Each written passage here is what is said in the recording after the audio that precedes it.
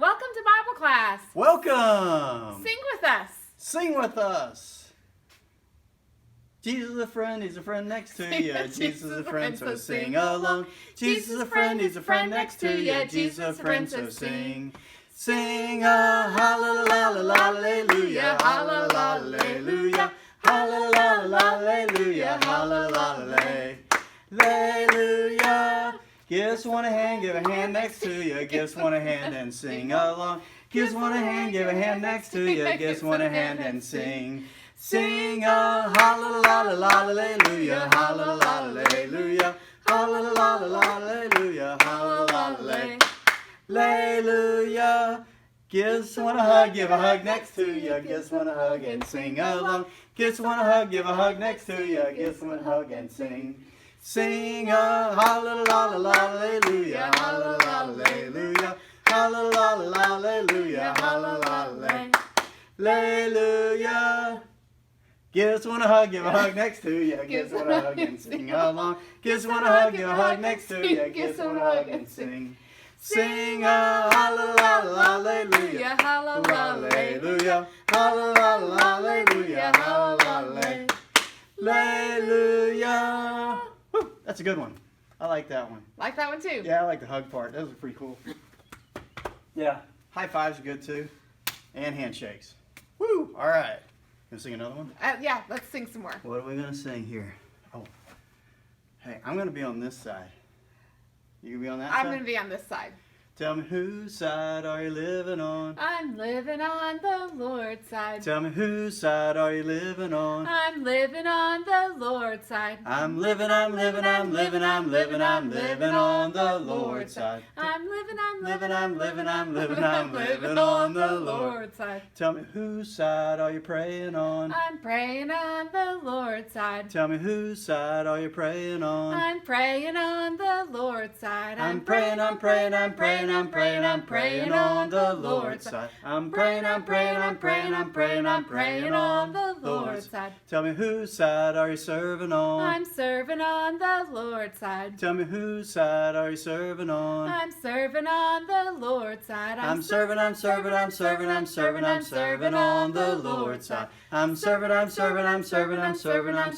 on the Lord's side. Tell me whose side are you staying on? I'm staying on the Lord's side. Tell me whose side are you staying on? I'm staying on the Lord's side. I'm staying on the Lord's side. I'm staying on the Lord's side. Yeah! Nice job. All right. Great. High fives. Our science experiment today is called the powerful pickle. We need a piece of wood, some pickles, a couple nails, some electrical tape, and an old extension cord. Mr. James is going to wrap the old extension cord wires around the nails and wrap them with electrical wire. This should only be done by somebody who is experienced with electrical work. Then we're going to place the nails into each end of the pickle, making sure that the nails do not touch on the inside. Making sure to not touch any part of the metal. We're going to plug the extension cord in and turn the light down.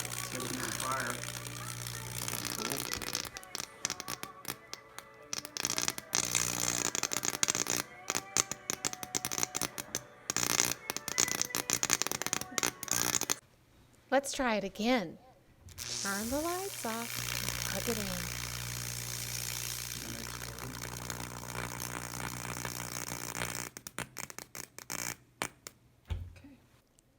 Let's do it one more time.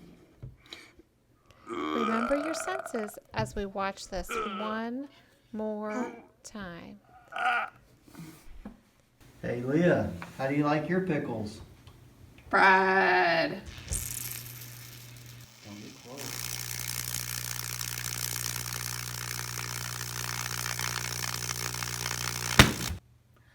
Wow, that was was electrifying and powerful. That was a fun experiment to do, not one to try at home. Let's sing a couple songs together before we get into our Bible story, okay? Absolutely, we should. All right, let's start with My God is So Big, because He is really powerful. My God is so big, so strong and so mighty, there's nothing my God cannot do. My God is so big, so strong and so mighty, there's nothing my God cannot do. For you, The mountains are His and the valleys are His and the trees His handiwork too. My God is so big, so strong and so mighty, there's nothing my God cannot do. For you. And you. And you and you and you. you. Okay, now let's get your lights out. Oh. Everybody, get your lights out. Here we go. Turn your light on. Oh, I'll get mine. Whoop. Hang on, I got one. Check this out, Miss Leah. This is really cool. I've got a light. You got a light. You do have a light. See it? I got a light. I'm going to use my finger light. You I'm ready? gonna use Here we the go. Cool light. This little light of mine, I'm going to let it shine. This little light of mine, I'm gonna let it shine all the time, let it shine.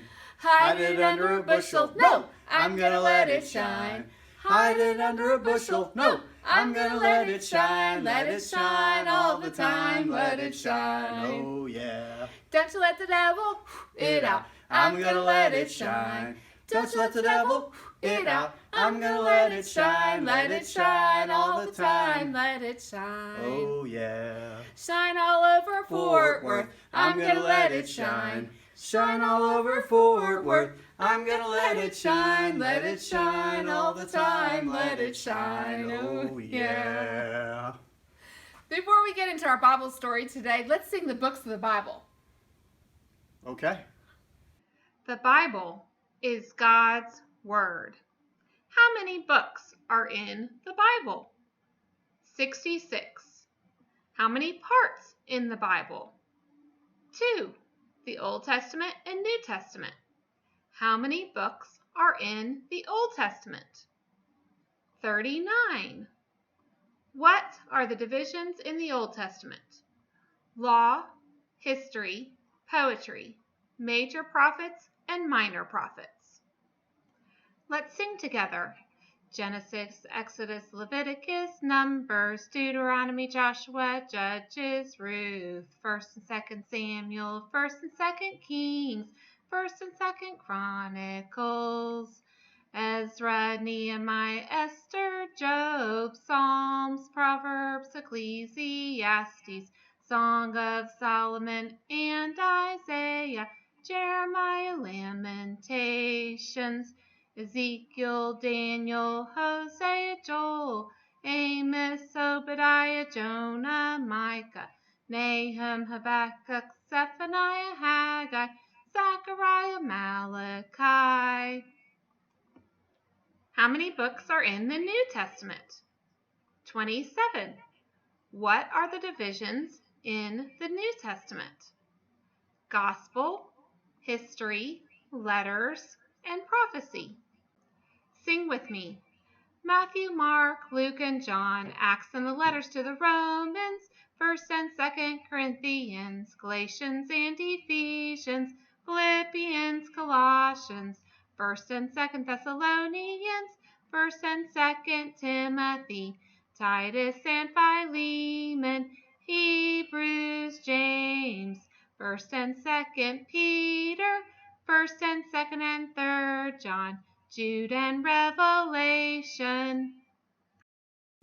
Our Bible story today comes from the book of Daniel, chapter 2. So this is kind of in between stories that we've already heard. This is after Daniel and his friends have been taken captive and refused the king's food and made the decision to eat vegetables and water. And they were 10 times better than all of the magicians in the land. But this is before Shadrach, Meshach, and Abednego were thrown into the fiery furnace. Let's listen from Daniel chapter 2.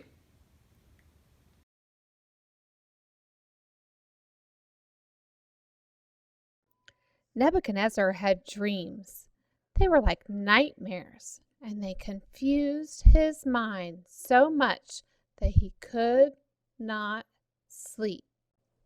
He called in his magicians, enchanters, sorcerers, and astrologers, all the people he usually asked for advice. He told them, "I've had a dream that upsets me, and I want to know what it means." They answered, "May the king live forever! Tell us your dream, and we will tell you what it means." King Nebuchadnezzar answered, "This is what I have decided. If you cannot tell me what my dream actually was, as well as interpret it, I will have you killed and your houses destroyed. But if you can tell me the dream and explain it, I will greatly reward you. So tell me the dream I had last night, and then tell me what it means." The magicians, enchanters, sorcerers, and astrologers repeated, "Tell us the dream first, and then we will tell you what it means." King Nebuchadnezzar answered them, "I know that you are stalling for time. The reason I decided to make you tell me the dream first is to test you to see if you really have knowledge. I think you are plotting to make up lies to trick me when you hear what the dream is. So you have to tell me what the dream actually was first." They answered, and I am sure they were getting quite scared, "No one on earth can do what you have just asked for. No king has ever asked that of any magician, enchanter, or astrologer. It's too hard. Only the gods know, and they don't live with people." They said this because they did not know about the real God. The king was so angry when they said this that he ordered that all the wise men in Babylon to be killed. So the word went out, and the soldiers went to look for Daniel and his friends to kill them. Now Daniel went and found the commander of the king's guard, Arioch, who was in charge of killing the wise men. Daniel spoke to Arioch with wisdom and respect. He asked Arioch why the king had made such a harsh decision. Arioch told Daniel about the dream and the wise men. When Daniel heard what the problem was, he went to the king and asked him for a little time, so that Daniel could find the interpretation of the dream for the king. Then Daniel went home and told Shadrach, Meshach, and Abednego what was happening. He asked them to pray to God to reveal the mystery of the king's dream to them. During the night, God showed Daniel the answer in a vision, and Daniel prayed a prayer of praise and thankfulness to God. Then Daniel went back to Arioch and said, "Do not kill the wise men of Babylon. Take me to the king, and I will interpret his dream." So Arioch took Daniel to the king and said, "I have found a man from Judah who can tell the king what his dream means." King Nebuchadnezzar asked Daniel, "Are you able to tell me what I saw in my dream and what it means?" Daniel answered, "No human being can do what the king's asked, but the real God in heaven can. He has shown you what will happen in the future. God told me the mystery, not because I have greater wisdom than anyone else, but because God wanted you to know what your dream meant. This was your dream. What your majesty saw was a large statue, an enormous statue. It was amazing and dazzling. The head was made of pure gold. Its chest and arms were of silver, its belly and thighs of bronze. The legs were made of iron, and its feet were of iron partly mixed with clay. While you were looking at the statue, a rock was cut out, but not by human hands. It struck the statue on the feet of iron and clay and smashed them. Then the whole statue was broken. The wind swept it away, but the rock that hit it became a huge mountain and filled the earth. This was your dream. Now I will tell you what it means. You, your majesty, are the king of all kings. God has given you a huge kingdom. You are the head of gold on the statue. After you are gone, another kingdom will rise up. It will not be as strong as yours. That is the chest of silver. And yet a third kingdom will come after that, the hips of bronze. It will rule over the whole earth as well. Finally, a fourth kingdom will rise. It will be strong as iron, for iron smashed everything, and it will crush the other kingdoms, just as you saw the feet and toes were partly made of clay. In later years, this kingdom will be a divided kingdom. This will make the kingdom partly weak, not united. In that time, God will set up a kingdom that will never be destroyed, nor will it pass to other peoples. It will crush all the kingdoms and bring them to an end, but it will last forever. That is the meaning of the rock that crushed the iron, the bronze, the silver, and the gold to pieces. God has shown the king what will take place in the future. Then King Nebuchadnezzar bowed before Daniel and honored him. He said, "Surely your God is the God of gods and the Lord of kings and a revealer of mysteries, since you were able to tell this to me." Then the king gave Daniel many gifts and a high position in the kingdom, and made him in charge of all the wise men. He also appointed Shadrach, Meshach, and Abednego to high positions, and Daniel stayed at the royal court. God is powerful. We know when we talk about the books of the Bible that Daniel is one of the major prophets. And this story has some prophecy in there. Daniel interprets King Nebuchadnezzar's dream with prophecy of what's going to happen in the future, including the coming of the church at the very end of the prophecy. And God is powerful, could do all things. Our experiment also had power in it. Was any part of the experiment maybe a little scary to you? What did you think was going to happen when we plugged in the cord? I think it was awesome. Where do you think that power was coming from? Could you see the power? In 1 Peter chapter 5, verse 11, it says, "All power is his forever and ever. Amen." God is powerful, and we've read many stories from the Bible that shows God's power. We've talked about Daniel in the lion's den. We know when Jesus calmed the storm. There are so many stories in the Bible that show God's power. We couldn't see the power, could we? But we could see what happened when the power was turned on. We can't see God's power, but we can see what happens when God shows his power. We can see the change in people's lives when they turn their life to Christ. How would you describe God's power? Mr. James, let's sing one more song together. What do you think? That sounds great. Hang tight, here I come. What are we going to sing? Let's sing Get Right Church. Oh, yeah. Got to get your choo-choo chain ready, right? Yep. Okay. Get right, church, and let's go home.